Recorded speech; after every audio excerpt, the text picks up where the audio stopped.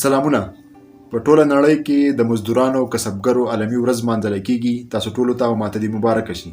د دې تاریخ او اهمیت له برازو خو د ټولو ناول پښتانه په هر څه باندې پوهیږي. د کویلې کانونو او زمردو کانونو نه پیسې جوړول، روډونه آبادول، دوبۍ او ملیشیا جوړول، سعودي عرب جوړول.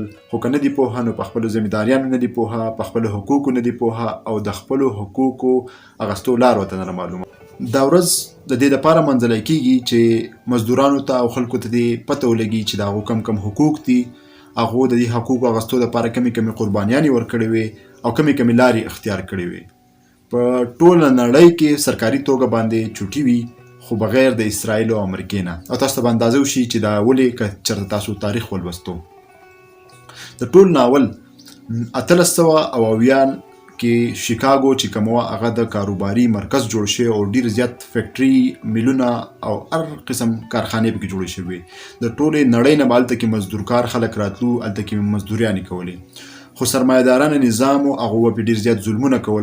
ظلم دومره زیات و چې په خلکو باندې به یې 14 ګنټې ډیوټي کوله، د هفتې چوټي به نه وه. بې ټایمه به یې کور ته ولېږو او څوک په مړ شو یا به ناجوړه کېدو هغو ته به یې څه حق نه ورکوو او ډېره زیاته کمه تنخوا به یې ورته ورکوله. چې کله به هم د دې خلاف دی اواز چوتوو نو هغه اواز به یې په زور باندې بندولو کوشش کوو. په ټوله نړۍ کې ورکوټي تنظیمونه جوړ شو، هغې د مزدورانو د حقوقو دپاره اوازونه چوتول شروع کړل.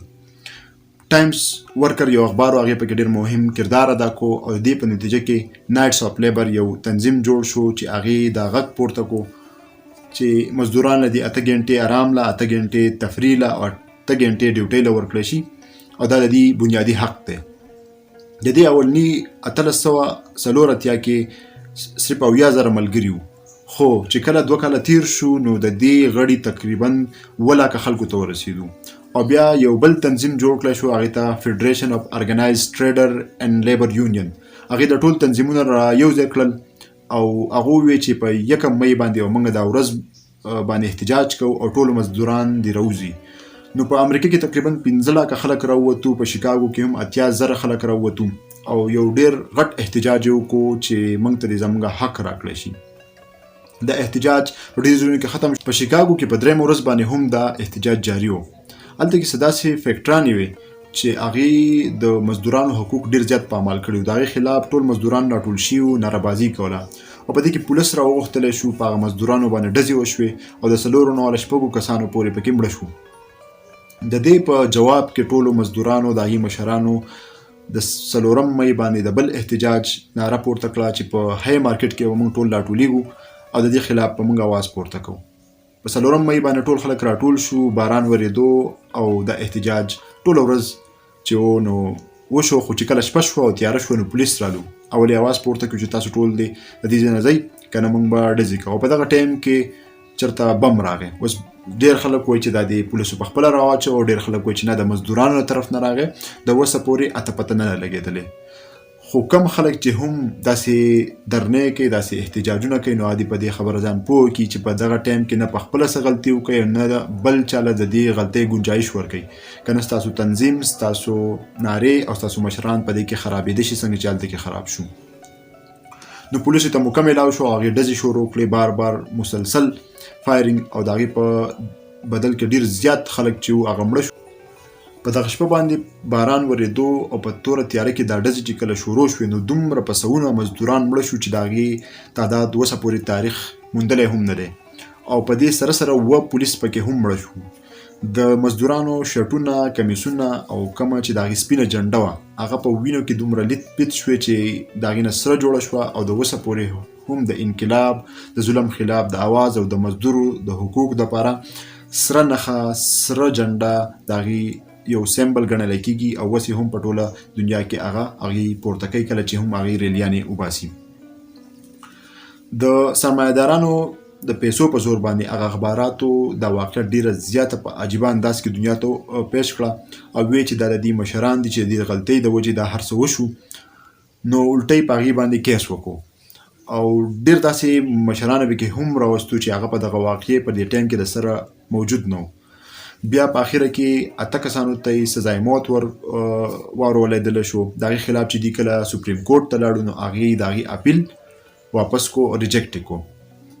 بیا 4 کسان پکې وو، هغه ته هغه وکړو، سزا ورکړه، او 5م کس چې و هغه په جیل کې په هغه ورځ باندې مړ شو. نو څوک وایي چې هغې خودکشي کړې ده، او څوک وایي چې نه دا همدي مړ کړی دی. خو د 15 کسانو ته یې مرګ په داسې طریقه ورکړو چې هغې هغه مرګ ډېر ټایم واخیستو، او هغه ډېر اذیتناک او دردناک مرګ و. په قلاره قلاره تې ساه وتو، په یو ټایم تې ونه وتو، نو ډېر زیات اذیت یې ول ورکړو. کله چې دا هر څه وشو، نو نور مزدوران او د هغې مشران او په ټوله دنیا کې خلک راپاڅېدو او وایي چې دا ډېر غټ ظلم شوی دی او دا ولې وشو. او د دې اواز مرسته ټول عالم وکړه، او ټول خلکو او غټ غټو پوهانو هم وکړه چې دا زیاتی شوی دی. د دې په نتیجه کې ټوله نړۍ د مزدورانو حقوقو ته غاړه کېښوده، هغې ومنلو، په خپل قانون کې شامل کړو، او انټرنیشنل لیبر ارګنایزیشن جوړ شو، او هر وطن په خپل قانون حصه جوړه کړه چې موږ به مزدور ته دا حق ورکو. اوس د ټولو نه اول پاکستان په آئین کې کم شیختونه آرټیکل شامل دي چې په هغې باندې موږ ځان پوهه کړو، تر څو چې موږ ته دا پته نه وي چې زموږ کم حق دی، نو موږ هغه چېرته هم نشو غوښتلی.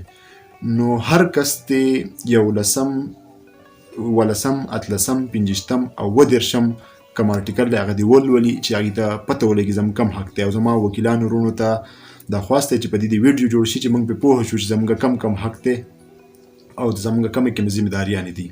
دا آرټیکل تاسو هم ولولئ، او د وکیل صاحب ویډیو ته به انتظار کوو چې هغه پرې موږ هم پوه کړي.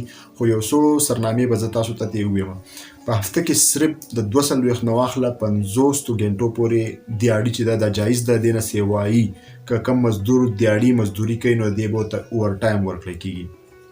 په کال کې د هفتې د چوټۍ نه علاوه 20 او 14 چوټیانې نورې دي. که چېرته په دغې باندې هم دا مزدوران ډیوټي وکړي نو د هغې به ورته سیوایي پیسې ورکړی کېږي. چېرته چې مزدور یو کمپنۍ ته راشي نو په کاغذ کې به ورته لیکلو کې دا ورکړی کېږي چې ستا مزدوري به دلته څومره ټایم به وي، ستا ترقي به په څه حساب باندې کېږي، او ستا بدلون به په څه حساب باندې کېږي. چېرته چې مزدور د کمپنۍ نه د فیکټرۍ نه وباسي نو هغه به ورته دا وایي یو میاشت مخکې چې موږ تا وباسو، او د یوې میاشتې تنخوا به ورله هم ورکوي. هغې نه علاوه چې کم کمپنۍ کې په کم ځای کې 50 کسانو نه سیوای، نو کمپنۍ به دې له د میډیکل انشورنس او د ډیت د مرګ انشورنس ورکوي، د هغې پالیسي به ورله جوړوي، او دې ته د تنظیم سازۍ اختیار حاصل دی چې دوی په خپله کمپنۍ کې دننه تنظیم سازي وکړي، د خپل حقوقو دپاره اواز چوت کړي. او د هغې نه علاوه د زور زبردستي په ده باندې نشي کولی چې ته زما سره اشار شه، ته به خامخا او هر قسم زور زبردستي منع. د دې پوهې نه پس په پښتنو کې د په دې خبره اکثر خلک فخر کوي چې موږ یو مزدور دوکه کړو، هغه له مو دیاړي کمه ورکړه، د هغه څومره کېدی هغې نه په کمه مو پرې کار وکړو. نو دا د بغیرتوب نښه ده، دا د ګنډکپۍ نښه ده. مزدور له د هغه دیاړي په ټایم ورکوي، پوره ورکوي چې هغه خوشحاله شي، او د خدای پاک حق هم ادا شي او د انسان حق هم ادا شي. او دا د مزدورانو حق دی. په کار ده چې تاسو ورله لږې سیوا ورکوئ په نسبت د دې چې تاسو د هغه سره چل ول او دوکه وکئ. دې نه علاوه پښتنو کې دا هم کلچر دی، او دا یو هغه دی چې یو کس ګټي او شپږ او 9 کسان یې خوري. نو د دې هغه نه دې هم موږ راوځو، او دا هم دغه مزدورانو سره زموږ د کور د مشرانو سره زیاتی دی چې هغه په یو کس باندې ګټي او موږ ټولې په شریکه باندې خورو. بل دا چې ډېرو خلکو نه موږ هسې د کار تمه کوو، خاص کر نن سبا د آنلاین دنیا ده، که هغه ویب ډیولپر یې، ویب سایټ جوړوي، یا آنلاین فوټوګرافي کوي، یا بل څه کار داسې موږ له کوي، یا که ډاکټر شي هغه ته موږ ټلیفون کوو، یا که داسې بل څه هغه شي موږ فري مشورې ترې غواړو. دا ټول کسبګر دي، د مزدوران دي، دوی له د دې دوی په دې باندې خپل ژوند تېروي، د دې نه چې کومې پیسې راځي. نو دا تاسو مه ګڼئ چې دوی سره موږ دا زموږ سره خوږوالی دی، او موږ چې دی موږ له ځکه هر څه په فری کې کوي، د فری نه قلار شي، د دې له د دې مزدوري ورکوي، دا د دې حق. امید لرم چې 1% د رڼا به خامخا راغلي په علم کې. که ویډیو مو خوښه شوي نور سره شریک کړئ، په لوی الله مو سپارم. که غلطي شوې معافي کوئ. د بلې ویډیو پورې سلامونه.